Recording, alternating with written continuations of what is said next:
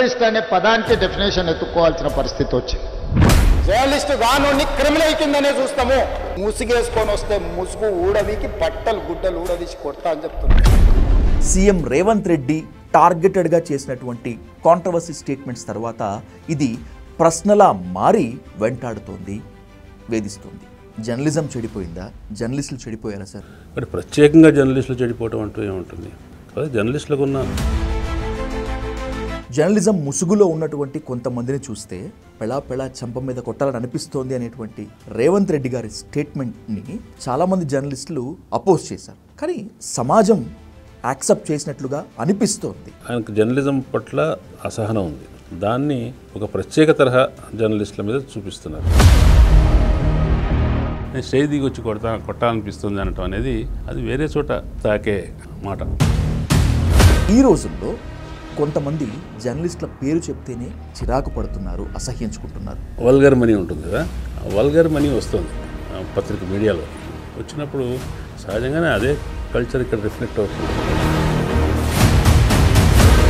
Journalism ముసుగులో బూతులు మాట్లాడటము, నోటికొచ్చినట్లు మాట్లాడటము, ముఖ్యమంత్రి స్థాయి వ్యక్తులను కూడా నోటికొచ్చినట్లు మాట్లాడటము జర్నలిజం అనిపించుకుంటున్నారు.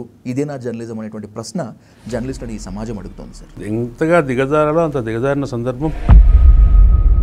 ఫేక్ జర్నలిస్టులని అణిచివేయాలి, లేదంటే రాకుండా చేయాలనేటువంటి ఆలోచన, లేదంటే ప్రజాస్వామిక గొంతును నొక్కేయాలన్నటువంటి కుట్ర. ఆ పాపిస్ట్ జర్నలిస్టుని దోషులుగా చూపిస్తూ, ముద్దాయిలుగా చూపిస్తూ, నేతలు బూతులు మాట్లాడితే యాజ్ ఇట్ ఈస్గా పబ్లిష్ చేస్తున్నారు, ఎయిర్ చేస్తున్నారు. ఇది తప్పు అని తెలిసినా కూడా జర్నలిజం ముసుగులో కొంతమంది ఇలా చేస్తున్నారు అంటే రేటింగ్సే ఇంపార్టెంటా? అటువంటి ఎలిమెంట్స్ని తీసుకొస్తుంది ఎవరు? మళ్ళీ రాజకీయవాదులే తీసుకొస్తుంది. Sir, social media, digital media ప్రభుత్వాల్ని మార్చడంలో, ఎవరిని అధికారంలోకి తీసుకొని రావడంలో అంత కీలక పాత్ర పోషిస్తాయా?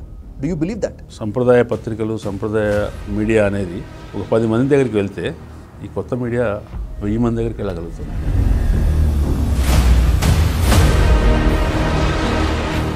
జర్నలిజం చనిపోయిందా? జర్నలిస్టులు చనిపోయారా? జర్నలిజం చెడిపోయిందా? జర్నలిస్టులు చెడిపోయారా? The most viral trending topic ఇదే. టాపిక్ మాత్రమే కాదు, సీఎం రేవంత్ రెడ్డి టార్గెటెడ్గా చేసినటువంటి కాంట్రవర్సీ స్టేట్మెంట్స్ తర్వాత ఇది ప్రశ్నలా మారి వెంటాడుతోంది, వేధిస్తోంది. ఒకవేళ నిజంగా జర్నలిస్టులే చెడిపోయి ఉంటే ఎవరు చెడగొట్టారు? బాగుపడుతుందా లేదా అనేటువంటి దానికి సమాధానం వెతుక్కుందాం. సీనియర్ ఎడిటర్ కె శ్రీనివాస్ గారితో హాట్ సీట్ విత్ విజయ్ సాధు. సార్ నమస్కారం. సార్, మీరు రాసిన లైన్ ప్రకారమే మాట్లాడుకుంటే పాత్రికేయులందు పుణ్య పాత్రికేయులు వేరయ్యా. ఇప్పుడు ఈ సమాధానం వెతుక్కోవాలా సార్? వెతుక్కోమని వాళ్ళు అడుగుతున్నారు. ఇంతమంది ఇది మొదటిసారి కాదు, ఇంతమంది కూడా మీలోనే ఉన్నారు, మీరే చూసుకోవాలి, మీరే మీ వాళ్ళని బాగు చేసుకోవాలి అని జర్నలిస్టు సంఘాల పెద్దలని, జర్నలిస్టు పెద్దలను ఉద్దేశిస్తూ రేవంత్ రెడ్డి మాట్లాడారు. ఆయన ఏదో ఒక అభద్రత నుంచి వ్యాఖ్య చేస్తున్నారా, లేదంటే ఒక వివాదం కోసం చేస్తున్నారా నాకు తెలియదు. కానీ ఆయనకు జర్నలిజం పట్ల ఒక అసహనం ఉంది. దాన్ని ఒక ప్రత్యేక తరహా జర్నలిస్టుల మీద చూపిస్తున్నారు. మొన్న తాజాగా చేసిన వ్యాఖ్యలు మొదటి వ్యాఖ్యల కంటే కాస్త శృతి మించి చపా కొట్టడం అనే వ్యాఖ్యల దాకా వెళ్ళినాయి కదా. అక్కడేమో ఆంధ్రాలో రఫా అనే వస్తున్నట్టుగా ఈయన కొత్త నినాదం, కొత్త మాట సృష్టించి అది జర్నలిస్టుల మీదే గురిపెట్టారు. అది చాలా సీరియస్ విషయం. ఆ సభలో అంతమంది ఉన్నారు, జర్నలిస్టులు ఉన్నారు, వామపక్ష నాయకులు ఉన్నారు. అందరూ దాన్ని పగలబడి నవ్వటం, అదేదో సరదా విషయం, తేలిక విషయం అన్నట్టుగా నవ్వటం అనేది చాలా అన్యాయమైన విషయం. జర్నలిస్టులందరి ఆత్మాభిమానానికి సంబంధించిన విషయం అది. Sir, you are the most senior journalist and most prominent editor. 4 దశాబ్దాలకు పైగా జర్నలిజంలో అనుభవం ఉన్న మీరు ఇలాంటి పరిస్థితి ఒకటి వస్తుందని ఊహించారా సార్? జర్నలిజంలోకి వచ్చినప్పుడైతే ఊహించలేదు. 40 ఏళ్ల క్రితం జర్నలిజంలోకి వచ్చినప్పుడు అప్పటి మా సమకాలీకులందరూ అనుకున్నట్టుగానే చాలా ఆశలతోటో లేదంటే ఆకాంక్షలతోటో వచ్చాం. ఏదో ఉద్యోగం చేసుకొని సంపాదించుకొని జీవితం వెళ్ళదీయటం కాకుండా సమాజానికి కూడా ఏదైనా చేయగలిగే అవకాశం జర్నలిజంలో ఉంటుందని, జర్నలిస్ట్ అనేవాడు సత్యాన్ని బయటపెట్టడానికి, అన్యాయాన్ని ఎదిరించడానికి ప్రజలకు మద్దతుగా ఉంటాడని అటువంటి ఆశలు కలలు ఉండేవి. అప్పటి నెరేటివ్ కూడా అట్లాగే ఉండేది. సినిమాల్లో అప్పుడు కనిపించిన జర్నలిస్టులు, అప్పుడు కథల్లో నవలల్లో వచ్చిన జర్నలిస్టులు కూడా అట్లాగే ఉండేవాళ్ళు. కాబట్టి అటువంటి ఒక ఊహతో, అటువంటి ఒక ఎక్స్పెక్టేషన్తో మాలాంటి వాళ్ళం అందరం జర్నలిజంలోకి వచ్చాము. అది ఎక్కువ కాలం ఉందని కాదు, ఆ భ్రమనండి, ఆశానండి చాలా తొందరలోనే పోయింది. కానీ మరి ఈ స్థాయికి, ఇప్పుడున్న స్థాయికి పరిస్థితి వస్తుందని మాత్రం అనుకోలేదు, ఊహించలేదు. జర్నలిజం చెడిపోయిందా? జర్నలిస్టులు చెడిపోయారా సార్? అది కొంచెం ట్రిక్కీ ప్రశ్న. జర్నలిజం ఏమీ చెడిపోదు, మంచి జర్నలిజం ఇప్పటికీ ఉంది, ఉత్తమ జర్నలిజం కూడా ఉంది. కానీ జర్నలిస్టులు విడిగా వ్యక్తులుగా చెడిపోయారంటే, జర్నలిస్టులో మంచి చెడ్డలు ఎప్పుడూ ఉంటాయి. సమాజంలో ఉండే అన్ని మంచి లక్షణాలు, అవలక్షణాలు జర్నలిస్టులు కూడా ఉంటారు. ఎందుకంటే జర్నలిస్టులు కూడా సమాజంలో భాగమే. కాబట్టి ప్రత్యేకంగా జర్నలిస్టులు చెడిపోవడం అంటూ ఏముంటుంది? కాబట్టి జర్నలిస్టులకు ఉన్న కొన్ని అవకాశాలు ఏంటంటే, వార్తల్ని ప్రజలకు అందించే క్రమంలో అధికార పీఠాలకు, అధికారులకు దగ్గరగా మెలగాల్సి వస్తుంది. అట్ ద సేమ్ టైం ప్రజలతో కూడా దగ్గరగా మెలగాల్సి వస్తుంది. కొంతమంది పెద్దవాళ్ళతో మెలగటానికి, ఆ మెలగటం వల్ల వచ్చే ప్రయోజనాలు తీసుకోవడానికి టెంప్ట్ కావచ్చు. కానీ చాలామంది చెప్పుకోదగిన సంఖ్యలో ఉన్న జర్నలిస్టులు ప్రజల కోసం పనిచేశారు. పెద్దగా ఆశలు, ప్రలోభాలు లేకుండా కూడా పనిచేశారు. జర్నలిస్టులు ప్రత్యేకంగా జర్నలిస్టులు మాత్రమే చెడిపోయారని నేను చెప్పను. జర్నలిజం కూడా 40-50 ఏళ్ళ నుంచి పెరిగింది, విస్తృతమైంది, మరింత లోతుగా ప్రజల జీవితాల్లోకి వెళ్ళింది, చాలా సత్యాల్ని పెడుతోంది కూడా. అసలు సమస్య ఎక్కడుంది అంటే, సమస్య మొత్తంగా సిస్టంలో ఉంది. ముఖ్యంగా ముఖ్యమంత్రుల స్థానంలో ఉన్నవాళ్ళు జర్నలిజాన్ని నిందిస్తున్నారో, జర్నలిస్ట్ నిందిస్తున్నారంటే, అది ముందు వాళ్ళు బోన్లో నిలబెట్టుకొని తేడా ఎక్కడి నుంచి వచ్చింది, మార్పు ఎక్కడొచ్చింది, దానికి వాళ్ళు చేసిన దోహదం ఎంత అనేది కూడా ఆలోచించుకోవాల్సిన అవసరం. జర్నలిజం ముసుగులో ఉన్నటువంటి కొంతమందిని చూస్తే పెళా చెంప మీద కొట్టాలని అనిపిస్తోంది అనేటువంటి రేవంత్ రెడ్డి గారి స్టేట్మెంట్ని చాలామంది జర్నలిస్టులు అపోజ్ చేశారు. కానీ సమాజం యాక్సెప్ట్ చేసినట్లుగా అనిపిస్తోంది. ఒకవేళ కనుక అదే నిజమైతే శ్రీనివాస్ గారు, ఈ పరిస్థితికి ఎవరిని బోన్లో నిలబెట్టాలి? నిజమే. నేను కూడా సోషల్ మీడియాలో నేను నా వ్యాఖ్యలు చెప్పినప్పుడు కింద వచ్చిన కామెంట్స్లో అనేక మంది రేవంత్ రెడ్డి వ్యాఖ్యలకు సమీపంగా, దగ్గరగా దాన్ని ఒప్పుకుంటున్నట్టుగా చేశారు. మనం అంగీకరించాల్సిందే, ప్రజల పర్సెప్షన్లో జర్నలిస్టుల విలువ తగ్గుతుంది. తగ్గటం అనేది సోషల్ మీడియాలో ప్రతి ఒక్కళ్ళు తమ అభిప్రాయాలను చెప్పడానికి, యథేచ్ఛగా చెప్పడానికి ఉన్న అవకాశం వల్ల మనకు అట్లా అనిపిస్తుందా, నిజంగానే పాపులర్ పర్సెప్షన్ అట్లా మారిందా అనేది ఆలోచించుకోవాలి. నాకు తెలిసినంత వరకు పాపులర్ పర్సెప్షన్లో కూడా జర్నలిస్టుల మీద, పత్రికల మీద, మీడియాల మీద గౌరవం లేదు. మన ఎదురుగా ఉంటే మొహమాటానికి మిమ్మల్ని మినహాయించి మిగతా అంతా బాగాలేదు అట్లయితే చెప్తారు. కానీ నిజంగానే ప్రజలు అంత గౌరవం ఇవ్వట్లేదు. ఇది సమాజానికి మంచిది కాదు. సమాజంలో ఒక జర్నలిస్టులు ఉన్నటువంటి ఒక తటస్థ స్థాయి నుంచి మాట్లాడటం వల్ల, జర్నలిస్టులు వాళ్ళకున్న ప్రతిపత్తి వల్ల సమాజానికి మంచి చేయగలుగుతారు, మేలు చేయగలుగుతారు. వాళ్ళ విశ్వసనీయత పోయిందనుకోండి, ఇక ప్రజలు ఎవరిని ఆశ్రయించాలి, ప్రజల తరఫున ఎవరు మాట్లాడాలి, ప్రజల తరఫున మాట్లాడే వాళ్ళ విశ్వసనీయతను దెబ్బతీయటం కూడా దీంట్లో ఒక ప్రయత్నం కనిపిస్తుంది. సార్, కొన్నేళ్ల క్రితం జర్నలిస్ట్ అంటే ప్రజలు గుండెల్లో పెట్టుకొని చూసుకున్నారు. ఎందుకంటే వార్త రాస్తారు, ప్రభుత్వాలు స్పందిస్తాయి అని చెప్పి. ఈ రోజుల్లో కొంతమంది జర్నలిస్టుల పేరు చెప్తేనే చిరాకు పడుతున్నారు, అసహ్యించుకుంటున్నారు. ఎవరిది తప్పై ఉంటుంది?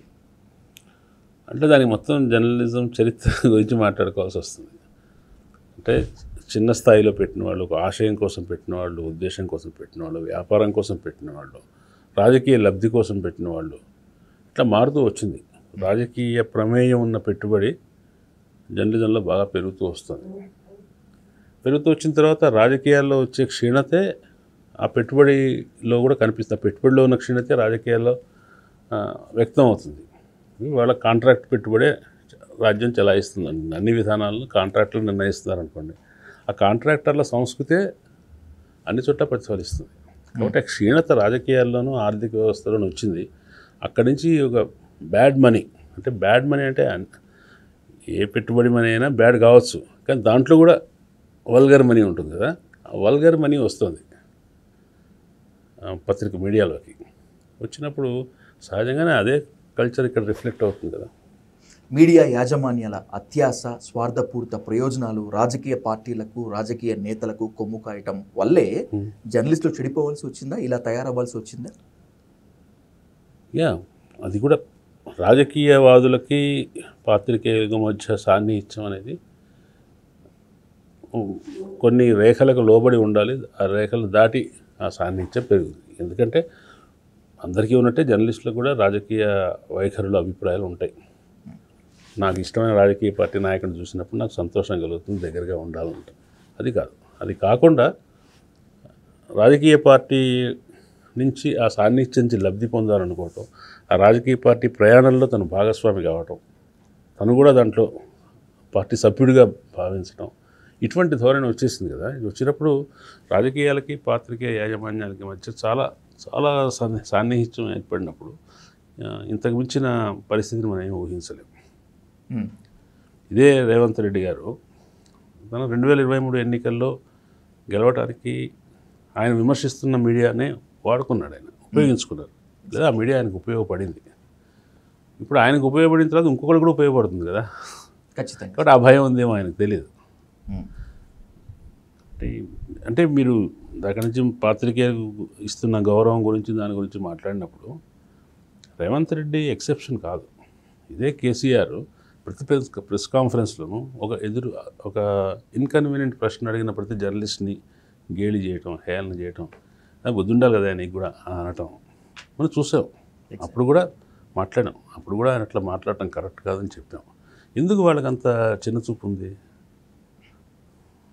వాళ్ళు ఏ రకంగా మోరల్గా ఉన్నతులని జర్నలిస్టులను తప్పుపట్టడం, జర్నలిస్టులను కించపరచడం చేయాలి? ఇది మనం వేయాల్సిన ప్రశ్న. వాళ్ళు ఏ రకంగానూ మోరల్గా సుపీరియర్ కాదు. సోషల్ మీడియా రివల్యూషన్ వచ్చిన తర్వాత యూట్యూబ్ ఛానల్స్ వేలాదిగా, లక్షలాదిగా పుట్టుకువచ్చాయి. జర్నలిజం ముసుగులో బూతులు మాట్లాడటము, రాజకీయ నాయకులను నోటికొచ్చినట్లు మాట్లాడటము, ముఖ్యమంత్రి స్థాయి వ్యక్తులను కూడా నోటికొచ్చినట్లు మాట్లాడటము జర్నలిజం అనిపించుకుంటున్నారు. ఇదేనా జర్నలిజం అనేటువంటి ప్రశ్న జర్నలిస్టులని ఈ సమాజం అడుగుతోంది సార్. కరెక్ట్. ఆ ప్రశ్న ఎదుర్కోవాల్సిన అవసరం ఉంది. ఆ ప్రశ్నను డీల్ చేయాల్సిన అవసరం కూడా ఉంది. దానికి ఒక పరిష్కారం వెతకాల్సిన అవసరం కూడా ఉంది. దానికి చేయాల్సింది మన జర్నలిస్టు సమాజానికి చెప్పింది అంటే, జర్నలిస్టు సమాజంలో ఉన్నవాళ్ళు ఆల్రెడీ సంప్రదాయ మీడియాలో ఉండి తమను తాము మెరుగైన జర్నలిస్టులు అనుకుంటున్న వాళ్ళు ఏం చేయాలంటే, మొదలు ఈ డిజిటల్ మీడియాలో ఉన్న వాళ్ళని, పీడిఎఫ్ పేపర్లు నడుపుతున్న వాళ్ళని, వీళ్ళందరినీ కూడా జర్నలిస్టులుగా మొదలు గుర్తించి స్వీకరించి వాళ్ళతో సంభాషణ మొదలు పెట్టాలి. వాళ్ళని వెలివేస్తే సంభాషణ ఉండదు. ఓకే, వెలివేయమంటున్నాడు రేవంత్ రెడ్డి. ఇప్పటివరకు మన జర్నలిస్ట్ సమాజం యొక్క నాయకత్వం కానీ వాళ్ళు కూడా కొంచెం పక్కన పెట్టి చూస్తున్నారు, వాళ్ళు కలుపుకోవట్లేదు. ముందు కలుపుకోవాలి. అందరం జర్నలిస్టులమే అనే ఒక అవగాహన అందరికి వచ్చిన తర్వాత మంచి చెడ్డల గురించి మనం మాట్లాడుకోవచ్చు. ఇట్లా చేయకూడదు, ఇట్లా చేయాలి అని ఒక అంగీకారం. నేనైతే ఇప్పటికి కూడా ఇంత తీవ్ర దశకు వచ్చిన తర్వాత కూడా, అంటే వ్యక్తీకరణలో ఇన్ని సమస్యలు, ఇంత విశృంఖలత వచ్చిన తర్వాత కూడా గవర్నమెంట్ ద్వారా నియంత్రణ ఉండటం అనేదాన్ని నేను అంగీకరించను. జర్నలిస్టులు ఎవరు అంగీకరించవద్దు. అంటే మనల్ని బూతులు మాట్లాడకుండా హద్దుల లోపల, లక్ష్మణ రేఖ అనే మాట రేవంత్ రెడ్డి వాడారు. మొన్న సార్ రాజశేఖర రెడ్డి వాడాడు ఆ రోజున, మళ్ళీ రేవంత్ రెడ్డి వాడాడు. ఈ లక్ష్మణ రేఖలు వాళ్ళు విధించడం ఆరోగ్యకరం కాదు. మనమే పెట్టుకోవాలి. మనమే ఎంతవరకు వెళ్ళొచ్చు, ఎంతవరకు వెళ్ళకూడదు అనేది మన నియంత్రణ మన చేతిలో ఉండాలి. మన చేతిలో ఉంటే జర్నలిజానికి సంబంధించిన స్వేచ్ఛ ఉంటుంది, బాధ్యత ఉంటుంది. కాబట్టి ఈ సంభాషణ మొదలు కావాలి. మొదలై మన మిత్రుల్ని, ఎవరైతే న్యూ మీడియాలో ఉన్న మిత్రులు, ఆ మిత్రుల్లో చాలామంది బాధ్యతగా, గొప్పగా, ఇంతవరకు వచ్చిన సంప్రదాయ మీడియా కంటే బెటర్గా డెలివరీ చేస్తున్న వాళ్ళు ఉన్నారు. అవును సార్. కొద్దిమంది ఎక్సెప్షన్స్, అబరేషన్స్ ఉన్నాయి. వాళ్ళతోనే కదా సమస్య. వాళ్ళ గురించి జర్నలిస్ట్ సమాజం నుంచే పీర్ గ్రూప్ ప్రెషర్ వస్తే, మనం ఇట్లా రాయటం కరెక్ట్ కాదు, వీళ్ళంతా సమాజంలో గౌరవం పొందుతున్నారు, వాళ్ళని తక్కువ చూస్తున్నారు అనే భావం వాళ్ళకి కలుగుతుంది. అప్పుడు కలిగినప్పుడు తప్పనిసరిగా ఇది ఇనిషియల్ స్టేజ్లో వస్తున్న ఒక ఈ వెల్లువలో వస్తున్న అరాచకం అండి. కొంతకాలానికి స్టెబిలైజ్ అవుతుంది, కొంతకాలానికి ఒక సాధారణ స్థాయిలో ఇదంతా కూడా ఉపశమిస్తుంది, తగ్గిపోతుంది. ఈ లోపల మనం జర్నలిస్ట్ సమాజంలో ఉండే సీనియర్స్, యూనియన్స్ అందరూ కూడా కల్పించుకొని అందరినీ జర్నలిస్టులుగా ముందు స్వీకరించి, అంగీకరించి, వాళ్ళ హక్కుల గురించి, వాళ్ళ బాధ్యతల గురించి మాట్లాడి, వాళ్ళని పోలీసు ఇళ్ల నుంచి ఎత్తుకుపోయి కొట్టేస్తుంటే 15 రోజులు 4 రోజులు ఉంచుతుంటే ఖండించి ఇవన్నీ చేయాలి. ఇవి చేస్తున్నారు ఎవరన్నా? చేయలేదు. చేస్తున్నారంటే వేరుగా చూస్తున్నట్టు లెక్క. చేసినప్పుడు మనం చెప్పేదాన్ని వాళ్ళు వింటారు. అదొక్కటే మార్గం అనుకుంటున్నాను. సార్, తనకు నచ్చని ప్రశ్నని కేసీఆర్ బుల్డోజ్ చేసిన, మిగతా జర్నలిస్టుల ముందే ఆయన కాస్త ఆగ్రహావేశాలు వ్యక్తం చేసిన, తనకు నచ్చని వ్యక్తులు జర్నలిస్టులుగా ఉన్నారన్నటువంటి ఆక్రోశంతో రేవంత్ రెడ్డి పరిధి దాటి మాట్లాడినా కూడా ఇది ఫేక్ జర్నలిస్టులని అణిచివేయాలి, లేదంటే రాకుండా చేయాలనేటువంటి ఆలోచన, లేదంటే ప్రజాస్వామిక గొంతును నొక్కేయాలన్నటువంటి కుట్ర? అంటే వేరే ఎగ్జాంపుల్స్, వేరే ఎనాలజీ తీసుకొస్తే, ఇప్పుడు మిలిటెంట్గా రాజకీయ అసమ్మతిని తెలియజేస్తే మీరు తీవ్రవాదో ఉగ్రవాదో ఏదో అవుతారు. ఉగ్రవాదిని అణిచివేసే పేరుతో చట్టం చేస్తారు. కానీ ఆచరణలో అది మామూలు ప్రొటెస్ట్ని, మామూలు వ్యతిరేకతని, మామూలు రాజకీయ ప్రతిపక్షాన్ని కూడా అణిచివేస్తుంది. ఇవాళ మీరు జర్నలిస్టులో కొంతమంది ఉన్న జర్నలిస్టులాగా పాప జర్నలిస్టులు ఉన్నారనుకోండి, పాపిస్ట్ జర్నలిస్టులు కొంతమంది ఉన్నారనుకోండి. ఆ పాపిస్ట్ జర్నలిస్టులని దోషులుగా చూపిస్తూ, ముద్దాయిలుగా చూపిస్తూ, వాళ్ళని దృష్టిలో పెట్టుకొని నువ్వు ఏదో ఒక నియంత్రణో, రెగ్యులేషనో, లేదంటే ఏదో చర్య తీసుకోవాలని నువ్వు ప్రయత్నిస్తున్నావు అంటే అర్థం ఏంటంటే మొత్తం జర్నలిజాన్ని అణిచివేయటమే నీ ఉద్దేశం. వాళ్ళు కొద్దిమంది ఉంటారు, కానీ మెజారిటీ ఆఫ్ జర్నలిస్టులో కూడా చాలామంది వాళ్ళ కన్విక్షన్స్ బట్టి, వాళ్ళ నమ్మకాలను బట్టి, ధోరణుల ద్వారా వాళ్ళు చాలా సత్యాన్ని చెప్పడానికో ఏదో వాస్తవాన్ని చెప్పడానికి ప్రయత్నిస్తారు. ఒకరి వాస్తవం ఇంకొకరి ఇబ్బంది కలిగిస్తుంది, ఒకరిని పొగిడితే ఇంకోటి కష్టం వస్తుంది. ఏదో ఒకటి సమాజంలో అందరికీ ఆమోదం ఉంటుండగా అందరినీ సంతోషపెట్టే జర్నలిజం ఏదో ఉండదండి. తప్పనిసరిగా మనం మాట్లాడుతున్నామంటే అది ఎవరికో ఒకరికి కష్టం కలిగిస్తుంది. కష్టం కలిగించేవాడు జర్నలిస్టులు తిట్టడం మొదలు పెడితే అందరినీ తిడతారు. కాబట్టి ఈ వ్యాఖ్య అనేది చాలామంది ఏం మాట్లాడుతున్నారంటే, చెడ్డ జర్నలిస్టులని అంటున్నారు కదా, మీరెందుకు బాధపడటం, చెడ్డ జర్నలిస్టులని అంటున్నారు అనుకోవడం పొరపాటు. వాళ్ళు జర్నలిస్టులు అంటున్నారు. చెడ్డ జర్నలిస్టులు నెపంగా పెట్టి అందరు జర్నలిస్టులు అంటాం బాగుండదు కాబట్టి, కుదరదు కాబట్టి చెడ్డ జర్నలిస్టులు నెపంగా పెట్టి అంటున్నారు. కాబట్టి ఇది మన జర్నలిజానికి సంబంధించిన సమస్యగా జర్నలిస్ట్ సమాజం తీసుకోవాలి. మీరు అన్నట్టుగా జర్నలిజంలో స్టాండర్డ్ సమస్య లేదా, ఇట్లా అతిక్రమిస్తున్న వాళ్ళు లేరా, చెడ్డగా బిహేవ్ చేస్తున్న వాళ్ళు లేరంటే ఉన్నారు. దాన్ని మనం అంతర్గత సమస్యగా తీసుకొని మనం పరిష్కరించుకునే ప్రయత్నం చేయాలి.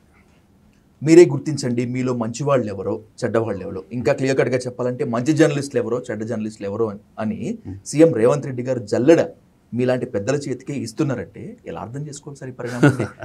ఆయనకు ఇప్పుడు నేను అనుకున్న కాలు మీద కాలు వేసుకుంటే ఆయన కోపం వచ్చింది అనుకోండి, ఎందుకు కోపం రావాలి కాలు మీద కాలు వేసుకుంటే? లేదంటే ఆయనకి పర్టికులర్గా ఆయన మనసులో ఎవరైనా ఉండొచ్చు, లేదంటే ఏదైనా ప్రత్యేకమైన సందర్భం దృష్టిలో పెట్టుకుని అన్నాడేమో తెలియదు. కానీ పొగరుగా ఉంటే జర్నలిస్టులు పొగరుగా ఉండకూడదా? అంటే జర్నలిస్ట్ యూనియన్లు కనుక మంచి డైనమిక్గా ఉండి మంచి క్రియేటివ్ ఆందోళన కార్యక్రమాన్ని ఇవ్వగలిగితే ప్రతి ఒక్క సమావేశంలో ప్రతి జర్నలిస్టు కాలు మీద కాలు వేసుకోవడం ద్వారా మాత్రమే ఈ వ్యాఖ్యలకి నిరసన చెప్పాలి. ఎందుకంటే ఈ పుష్ప సినిమాలో కాలు మీద కాలు వేసుకోవడం గురించి ఉంది కదా. కాబట్టి అటువంటిది అంటే రాంగ్ సైడ్ రబ్ చేశాడు ఆయన. అంటే ఆత్మాభిమానానికి సంబంధించిన పార్శ్వానికి వెళ్ళాడు. బాగా రాయట్లేదు, బూతులు రాస్తున్నారు, తిడుతున్నారు, ఇవన్నీ విషయానికి సంబంధించిన చర్చలు. నేను స్టేజ్ దిగి వచ్చి కొట్టాలనిపిస్తుంది అనటం అనేది అది వేరే చోట తాకే మాట. ఆ స్థాయిలో ఉన్న మనిషి చేయకూడదు అన్నమాట. డిజిటల్ మీడియాని, సోషల్ మీడియాని విరివిగా ఉపయోగించుకునే రేవంత్ రెడ్డి అధికారం సంపాదించుకున్నారు, లేకపోతే రేవంత్ రెడ్డికి పవర్ రావడంలో ఇది కీలక పాత్ర అనే ఒక స్టేట్మెంట్ ఉంది సార్. మేము సంక్షేమం మీద, అభివృద్ధి మీద ఎక్కువ ఫోకస్ చేయడం కంటే ఒక 30 యూట్యూబ్ ఛానల్స్ కనుక మెయింటైన్ చేస్తుంటే అధికారం మా చేతిలోంచి పోయి ఉండేది కాదు అనేటువంటిది కేటీఆర్ ఆరోపణ. Sir, social media, digital media ప్రభుత్వాల్ని మార్చడంలో, ఎవరిని అధికారంలోకి తీసుకొని రావడంలో అంత కీలక పాత్ర పోషిస్తాయా? Do you believe that? నెరేటివ్స్ని నిర్మించడంలో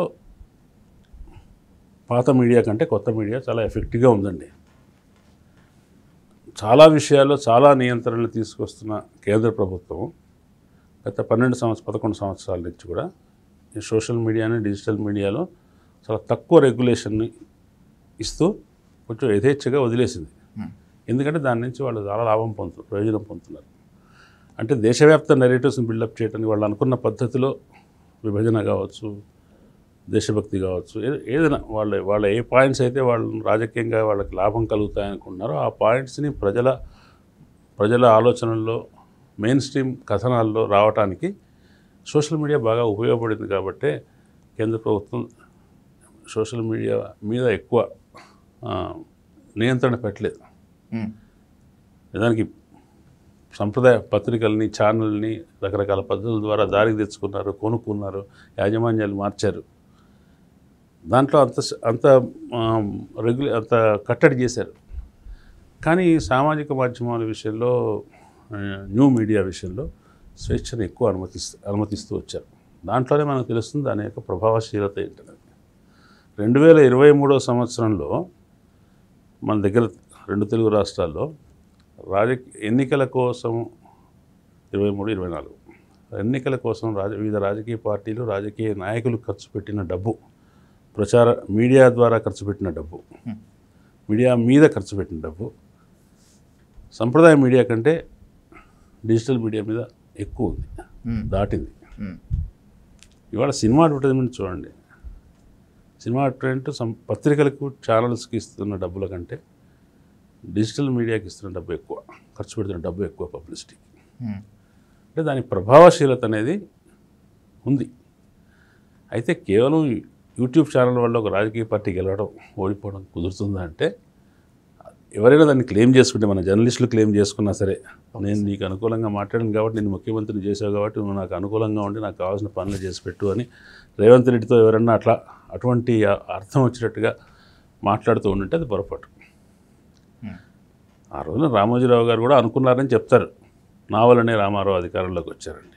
అప్పుడు రామారావు నా పేపర్ నమ్ముకొని, నా ఫోటోలు అమ్ముకొని ఆయన పేపర్ సర్క్యులేషన్ పెంచుకున్నాడు, ఈయన అనుకున్నాడని చెప్తారు. అదొక అయితే అది కూడా కరెక్ట్ కాదు. రామోజీరావు వల్లనే కనుక రామారావు అధికారంలోకి వస్తే, రామారావు ఈ మూల నుంచి ఆ మూలకు చేసిన యాత్ర, ప్రచారం అంతకుముందు ఎప్పుడు లేదు కదా. తెలుగు రాష్ట్రాల్లో మూలకు వెళ్ళి రాజకీయ ప్రచారం చేసిన నాయకుడు ఎవరు లేరు. ఆయన ఎఫర్ట్ అంతా వేస్ట్ కింద లెక్క అవుతుంది కదా. అట్లే ఉండదు. అనేక ఫ్యాక్టర్స్ వల్ల ఓడిపోవటాలు కానీ గెలవటాలు కానీ జరుగుతాయి. దాంట్లో ఒక ముఖ్య పాత్ర మీడియా కూడా, న్యూ మీడియా కూడా చేసింది. అట్లాగే 2 పక్షాల్లో చేసిన వాళ్ళు ఉన్నారు. రేవంత్ రెడ్డికి అనుకూలంగా పంచిన దినపత్రికలు ఉన్నాయి, వ్యతిరేకంగా చేసిన దినపత్రికలు ఉన్నాయి. ఆయన వాళ్ళు క్లెయిమ్ చేసుకోవడం బహుశా రేవంత్ రెడ్డి గారి కోపం తెప్పించుంటుంది. నిన్న ఒక సంస్థ దీని మీద, ఇదే మనం మాట్లాడుతున్న విషయం మీదే పెట్టిన రౌండ్ టేబుల్లో కూడా చాలామంది వక్తలు మా వల్లనే ఆయన గెలిచాడని అర్థం వచ్చినట్టుగా మాట్లాడారు. బహుశా ఆ పాయింటే ఆయన్ని కొంచెం ఇరిటేట్ చేస్తుంది అనుకుంటా. అదంత కరెక్ట్ కాదు. అంటే ప్రభావశీలత ఎక్కువ ఉంది పత్రికల కంటే, కొత్త మీడియా ప్రభావం ఎక్కువ ఉంది. వారు దానివల్ల లాభం చేయగలుగుతాం. కానీ ఇది తులసి దళం లాంటిది. అంతా అయిపోయిన తర్వాత అదనంగా వేసేదే కానీ, ఇదే ప్రజల దృష్టిలో చెడుగా ఎస్టాబ్లిష్ అయిన రాజకీయ నాయకుడిని ఈ మీడియా తారుమారు చేయలేదు, అతని ఇమేజ్ని ఏం మార్చలేదు. సార్, బూతులు మాట్లాడుతుంటారు, లైవ్స్లో కావచ్చు, రికార్డింగ్స్లో కావచ్చు. బూతులు తిడుతూ రాజకీయ నాయకుల్ని విమర్శిస్తున్నారు. ఇది మాత్రమే కాకుండా రాజకీయ నేతలు బూతులు మాట్లాడితే యాజ్ ఇట్ ఈస్గా పబ్లిష్ చేస్తున్నారు, ఎయిర్ చేస్తున్నారు. ఇది తప్పు అని తెలిసినా కూడా జర్నలిజం ముసుగులో కొంతమంది ఇలా చేస్తున్నారు అంటే రేటింగ్సే ఇంపార్టెంటా, లేకపోతే వీళ్ళకి ఆ మాత్రం కామన్ సెన్స్ లేకుండా పోతుందా? అంటే రేటింగ్స్ ఒకటే అని నేను అనుకోనండి. మామూలుగా చిన్న యూట్యూబరు అంత ధైర్యం చేయడు. ఒక పాటి సంస్థ తనకు రాజకీయంగా దన్ను ఉన్నదనుకునే సంస్థ చేసే అవకాశం ఉంటుంది. మనం విన్నాము, ముఖ్యమంత్రిని చాలా దుర్భాషలాడిన ఒక వీడియో, ఒక సామాన్యుడే, ఒక రైతు ఎవరో దుర్భాషలాడిన వీడియో ఒక పార్టీ ఆఫీస్లోనే షూట్ అయిందనే మాట విన్నాం అవును సార్. కదా. కాబట్టి అటువంటి హంగు ఉన్నప్పుడు ఆ చేసేవాళ్ళు అక్కడ ఉండే జర్నలిస్టులు కూడా మాకేమీ కాదు, ఏదో పెద్ద విప్లవ కార్యక్రమంలో ఉన్నాం, మేము దాన్ని ఏమైనా సమస్యలు వస్తే మనం చూసుకోవడానికి వేరే వాళ్ళు ఉన్నారనే ధీమా పనిచేస్తుంది అక్కడ. కాబట్టి అటువంటి ఎలిమెంట్స్ని తీసుకొస్తుంది ఎవరు? మళ్ళీ రాజకీయవాదులే తీసుకొస్తున్నారు. రాజకీయ పార్టీలే, ప్రతిపక్షాలు, అధికార పక్షం ఏదో ఒకటి దీన్ని చొప్పిస్తున్నది ఎవరంటే వాళ్ళే. వాళ్ళ అండ చూసుకునే కొంతమంది పర్వాలేదు నియమాలను అతిక్రమించాలని చేస్తున్నారు. కాబట్టి అది కరెక్ట్ కాదు. అది నిజానికి దాన్ని ఎక్స్పోజ్ చేయాలి. రాజకీయ పార్టీల ప్రోత్సాహంతో రేఖను దాటుతున్న జర్నలిస్టుల విషయాన్ని వాళ్ళు అక్కడ ఉన్న నెక్సెస్ని చెప్పగలిగితే ఇంకోసారి చేయకుండా ఉంటారు. చేయడానికి కనీసం భయపడతారు. సార్, ఒక ముఖ్యమైన ప్రశ్నతో ముగిస్తాను. సార్, జర్నలిజంలో మీరు ద్రోణాచార్యులు లాంటి వాళ్ళు, ఎందుకంటే నాలాంటి ఏకలవ్య శిష్యులు చాలా మంది. నేనే వివక్ష చూపించలేదు. నేను అదే సార్, మీరు బొట్టనవేలు ఎవరిని అడగలేదు సార్. కాకపోతే మాలాంటి ఏకలవ్య శిష్యులు చాలా మంది ఉన్నారు కాబట్టి ఈ ప్రశ్నతో ముగిస్తాను సార్. సార్, విమర్శలు, ఆరోపణలు ఎన్ని ఎదుర్కొంటున్నప్పటికీ జర్నలిస్ట్గా ఉండాలనుకునేటువంటి వాళ్ళ సంఖ్య పెరుగుతోంది. మీడియంలోకి వచ్చేందుకు చాలా ట్రై చేస్తున్నారు. సార్, కొత్తగా రావాలనుకునేటువంటి వాళ్ళకి, ఇప్పటికే జర్నలిస్టులుగా చలామణి అవుతున్నటువంటి వాళ్ళకి what you suggest, what you say sir? Journalism రూపం మార్చుకుంటుంది, కానీ దానికి ఉజ్వలమైన భవిష్యత్తు ఉంది. అయితే గతంలో మనం ఒక ఆదర్శాలు, తర్వాత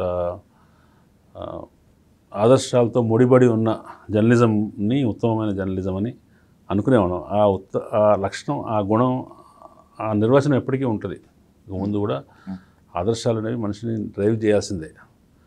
ఆదర్శాలు లేకపోతే సమాజం నైతిక సంక్షోభంలో పడిపోతుంది. కాబట్టి జర్నలిజంలో కూడా ఆదర్శవంతమైన జర్నలిజం రావాలి. కానీ జర్నలిజం చాలా ఆధునికం కూడా మారుతుంది. అది సంప్రదాయ పత్రికలు, సంప్రదాయ మీడియా అనేది ఒక 10 మంది దగ్గరికి వెళ్తే ఈ కొత్త మీడియా 1000 మంది దగ్గరికి వెళ్ళగలుగుతుంది. ఇవాళ నేను ఒక ఆర్టికల్ రాస్తే అది ఎంతమంది చదివారో నేను వెంటనే తెలుసుకోగలుగుతున్నాను సార్. వాళ్ళు వెంటనే నాతో రెస్పాండ్ కాగలుగుతున్నారు. నాకు వాళ్ళకి మధ్య ఒక కనెక్ట్ ఏర్పడుతుంది. వాళ్ళు కామెంట్ చేస్తున్నారు, మంచిగా కానీ చెడుగా కానీ. వాళ్ళు ఇష్టపడితే ఇష్టపడిన విషయం చెప్తున్నారు. ఇట్లా ఉంది కదా. ఇది దాని పద్ధతి మారుతుంది బాగా మీడియా. రాజకీయాలే కాదు, మీకు నాకు తెలుసు రాజకీయాలు చదివే వాళ్ళ సంఖ్య చాలా తక్కువ అండి. అసలు మొత్తం మీడియాను ఉపయోగించుకునే వాళ్ళ సంఖ్యలో న్యూస్ను చూసే వాళ్ళ సంఖ్య 20% కూడా లేదు. Exactly sir. ఆ 20% మందిలో కూడా 90% మంది మగవాళ్ళు, 10% మంది ఆడవాళ్ళు. ఆడవాళ్ళు పెద్ద న్యూస్ని ఇష్టపడట్లేదు చదవటానికి. అంటే వాళ్ళ పరిధిలో లేదు, అది వాళ్ళ పరిధిలో లేదనుకుంటున్నారు వాళ్ళు. కాబట్టి మిగతా 90%, ఈ 20% మాత్రం న్యూస్ చూస్తే మిగతా 80% ఏమిటి అంటే మీడియా జీవితానికి సంబంధించిన అనేక రంగాలను ఆవరించింది. చదువు గురించి, విజ్ఞానం గురించి, ట్రావెల్ గురించి, లైఫ్ స్టైల్ గురించి, మానవ సంబంధాల గురించి, కుటుంబ సంబంధాల గురించి, అన్నిటి గురించి బోల్డంత సమాచారాన్ని, బోల్డంత విశ్లేషణని, బోల్డంత వినోద సామాగ్రిని మీడియా ద్వారా ప్రజలు ఆస్వాదిస్తున్నారు, ప్రజలు తీసుకుంటున్నారు కదా. ఈ మీడియా చాలా విస్తృతం అవుతుంది. మన జీవితంలో ఎన్ని రంగాలు ఉన్నాయో అన్ని రంగాలను మీడియా కవర్ చేస్తుంది. ఆ కవర్ చేసేది న్యూ మీడియా ద్వారా కవర్ అవుతుంది. కాబట్టి దాన్ని ఎఫెక్టివ్గా చెప్పటం, చాలా రకరకాల పద్ధతుల ద్వారా, ఏదో మొక్కుబడిగా చెప్పినట్టు కాకుండా, పేలవంగా చెప్పినట్టు కాకుండా, గాంభీర్యాన్నో పాండిత్యాన్నో ప్రదర్శించేట్టు చెప్పినట్టు కాకుండా, చాలా ఇమ్మర్సివ్గా చెప్పటం. ఒక కథను ఒక చిన్న సంఘటన చూపించేటప్పుడు దాని వాతావరణాన్ని కూడా మనం క్రియేట్ చేయటం, రకరకాల సాంకేతిక ప్రక్రియల ద్వారా చేయడం ద్వారా కథ చెప్పే పద్ధతి. అంటే వార్తా రచన కాదు, స్టోరీ టెల్లింగ్ అన్నాం. న్యూస్ను కూడా కథలాగా ఎట్లా చెప్తావు అని చాలా విధానాలు వచ్చినాయి. వీటన్నిటి కూడా తప్పనిసరిగా ఒక జీవనోపాధి రంగంగా, ఒక సమాజంలో మనం ఒక గుమస్తా పనిచేస్తే ఆఫీస్లోనే అక్కడ వరకే, ఆ ఫైళ్ళ వరకే పరిమితం అవుతారు కదా. మీడియాలో పనిచేసేవాడు ఇది కూడా ఉద్యోగమే, కానీ మనుషులతో మాట్లాడతాడు, మనుషుల జీవితాల్లోని విశేషాలని పసిగడతాడు, చెప్తాడు, దాంట్లో కొత్త పాయింట్స్ని కనిపెట్టి దాన్ని విశ్లేషిస్తాడు. ఈ సమాజం యొక్క నడకతో చాలా డైనమిక్గా ఇంటరాక్ట్ అవుతూ ఉంటాడు. అటువంటి మంచి చురుకైన డైనమిక్ జీవిత రంగమైన జర్నలిజంలోకి యువకులు రావాలి. యువకులు మంచి ప్రజలు ఎప్పుడు కూడా చెడ్డ కంటెంట్ కావాలని ఎప్పుడూ కోరుకోరండి. ప్రజల్ని టెంప్ట్ చేయడానికి ఇతరులు ప్రయత్నిస్తారు, కానీ ప్రజలైతే అట్లా మామూలు మనుషులైతే అట్లా కోరుకోరు. మనుషులు ఎప్పుడు కూడా మంచి కంటెంట్ని ఇష్టపడతారు. మంచి కంటెంట్ చేయగలిగితే బిజినెస్ అంటే ఆర్థికంగాను, రిప్యుటేషన్ వైజ్గాను, ప్రయోజనము ప్రభావం రీత్యా కూడా మంచి ఫలితాలు ఉంటాయి. ఉండటానికి దానికి తగిన ఇప్పుడు జనరేషన్కి అయితే టెక్నికల్గా చాలా ఎంతూజియాజం, ఓరియంటేషన్ చాలా ఉన్నాయి. కావాల్సిందల్లా కొంత మనలాంటి వాళ్ళు ఇంతకుముందు ప్రీవియస్ జనరేషన్స్లో జర్నలిస్టులుగా పనిచేసిన వాళ్ళ దగ్గర నుంచి కొంత అనుభవాన్ని, కొంచెం మంచి చెడు విచక్షణను కొంచెం అలవరుచుకుంటే ఈ కొత్త మీడియా అంత ఎఫెక్టివ్ మీడియా ఇంకోటి ఉండదు. ఇప్పుడు జర్నలిస్ట్ అవ్వాలన్నటువంటి వాళ్ళు, జర్నలిజంలోకి వచ్చేటువంటి వాళ్ళల్లో పెద్దవాళ్ళు చెప్తే వినే పరిస్థితులు ఉన్నాయా సార్? ఉంటాయి, ఎందుకుండా ఉంటాయంటే జనరల్, అది మీరు చెప్పేది ఒక జనరల్ స్టేట్మెంట్ లాగా ఉంది. మనకు ఇంటర్ జనరేషనల్గా నాలెడ్జ్, వాల్యూస్ ట్రాన్స్ఫర్ కాకుండా సమాజం ముందుకు వెళ్ళదు కదా. మనం అనుకుంటున్నాం ఇప్పుడు జనరేషన్ పెద్దవాళ్ళ మాటలు వినట్లేదని. వింటారు, ఏదో రకంగా వింటారు. ఏదో రకంగా అంటే ఎట్లా? బెత్తం పట్టుకోవాలా, లేక లక్ష్మణ రేఖ ముఖాముఖి తెలుసుకోకపోవచ్చు, సార్ గ్రహించవచ్చు. వాళ్ళ పెద్దవాళ్ళ నుంచి, వాళ్ళ ఫ్యామిలీస్ నుంచి, వాళ్ళ ఎల్డర్స్ని చూసి. అంటే మనం కొంతమందిని చదివి నేర్చుకుంటాం, కొంతమందిని విని నేర్చుకుంటాం, కొంతమందిని చూసి నేర్చుకుంటాం. అట్లా వాళ్ళకు కూడా ఒక రోల్ మోడల్స్ కావాలిగా. ఇప్పుడు జనరేషన్ వాళ్ళకు కూడా వాళ్ళ రోల్ మోడల్స్ వాళ్ళు చూస్తారు. ఆ రోల్ మోడల్స్ నుంచి వాళ్ళు నేర్చుకుంటారు. I'm positive about it. Sir అదే సార్, పొలిటికల్ లీడర్స్ అయినా జర్నలిస్టులు అయినా కూడా సమాజ హితమే కోరుకుంటారు, ప్రజాస్వామ్యమే పరిఢవిల్లాలని కోరుకుంటారు. రాబోయేటువంటి తరం జర్నలిస్టులు అవ్వాలనుకుంటే ఖచ్చితంగా మీలాంటి పెద్దవాళ్ళ సూచనలు, సలహాలు స్వీకరించి ఫర్ ద బెటర్ సొసైటీ వాళ్ళని మనస్ఫూర్తిగా కోరుకుంటూ, sir thanks lot for giving me this wonderful opportunity sir. Thank you so much. Thank you.